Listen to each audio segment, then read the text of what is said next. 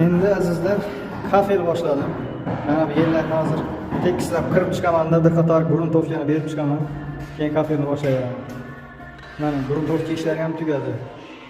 Endi kafelni boshlash kerak. Mana 3 ta kafel bosdim уже. Hozir bosish joylarini ham ko'rsataman. Loyni suyuqroq qilib olamiz. Endi bu plitkani qilishni bilmaydiganlar uchun-da bu. Hammaga emas. Mana shunday qilib tashlab olamizda. Mana bu taroq bilan yoyib olamiz.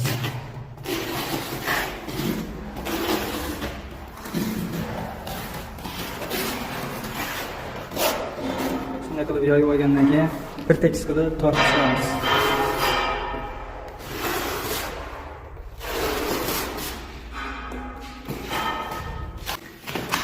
Keyin plitkaga bir-birini yopishadigan joyini ozgina tozalab olamiz. Ustidan bosgan payti loy chiqmasligi uchun. Ikkita plitkani mahkam ushlash uchun taglariga mana bundan tiqib chiqamiz. Keyingi plitka mana shuni ustiga minadi.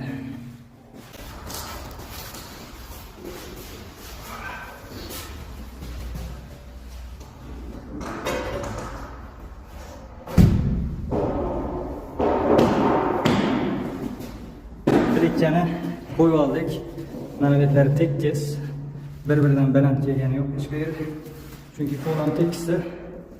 Endi mahkamlab ustidan urib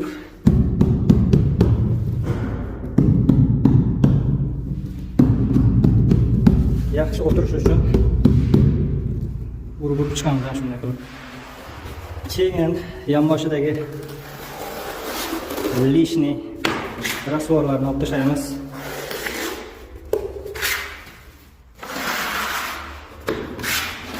Mana bu yoqni ham tozalab olamiz. Ham yoqni ham tekis qilib ozgina surib olsak. Mana bu ichiga kiradi keyin. Bu yoqni. Buni naryoqdan tortib turib, mana buni qisib qo'yiladi bo'ldi. Mana shunday tekis mahkam bo'lib bir xil bo'lib kelaveradi, chiroyli bo'lib. Mana azizlar, u boshidan bu boshigacha Xudoga shukr bez kusok tushdi. Rovna ikki tarafida ham yarim santr joy qolgan.